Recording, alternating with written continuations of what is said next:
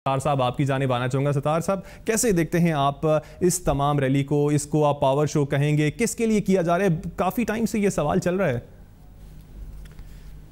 پہلے تو یہ بات ہے کہ میاں نواز شریف صاحب پہ کبھی غصہ آتا ہے اور پھر تھوڑی دیر کے بعد ان پہ ترس بھی آتا ہے. غصہ جو آتا ہے نا اس کے ذمہ دار بھی وہی ہیں، ترس آتا ہے وہ ان کے ذمہ دار بھی وہی ہیں. وقت گزر جاتا ہے جب میاں نواز شریف کو 2013 کے بعد جب انہیں کوئی کمپرومائز کرنا چاہیے تھا، جہاں کمپرومائز کرنا چاہیے تھا وہاں کمپرومائز کیا ہی نہیں، جہاں کمپرومائز نہیں کرنا چاہیے تھا وہاں کمپرومائز کر گئے وہ.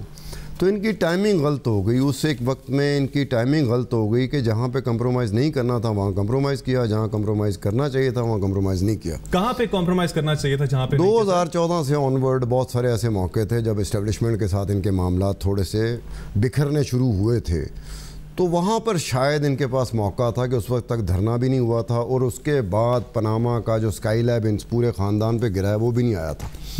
آپ کے پاس اخلاقی جواز تھا ایک کہ سیاسی شہید بننے کی جو اس وقت کوشش ہو رہی ہے نا، اس وقت ان کو کوشش کرنے کی ضرورت ہی نہ پڑتی اور یہ سیاسی شہید ہو سکتے تھے، لیکن انہوں نے موقع گوا دیا.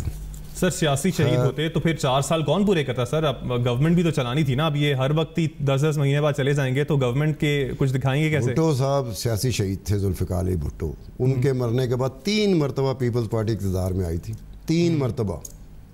سر اب یہ بھی عین ممکن ہے کہ وہ خود اقتدار چاہ رہے ہیں. 3 دن کا نہیں پتہ چل رہا کہ اس کے بعد 3 دن بھی ملیں گے کہ نہیں ملیں گے. یہ ایسا کوئی چکر چلا ہوا ہے جہاں پر آپ سیاسی شہید بننے کی کوشش کر رہے ہیں، کیونکہ مورل گراؤنڈز پہ اس ایک وقت میں بڑی ویک سی پوزیشن ہے.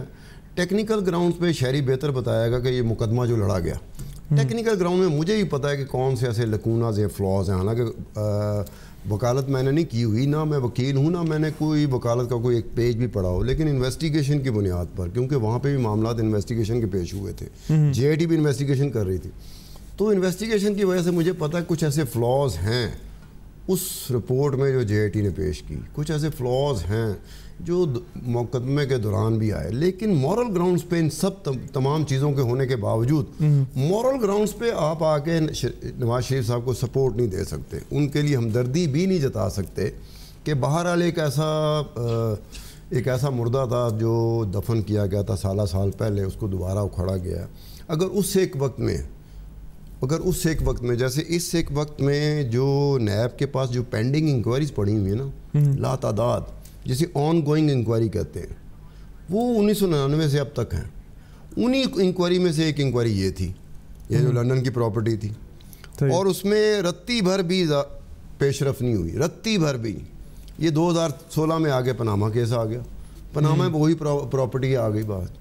تو یہ تھا کہ اگر جو فیصلہ ہونا تھا اگر اس ایک موسم میں ہو جاتا، اس ایک وقت میں ہو جاتا، جب ایک پوری شدت کے ساتھ جنرل پرویز مشرف صاحب آئے، ہمیں انہوں نے امپریشن یہ دیا کہ جی اب ہر ایک کا احتساب ہوگا.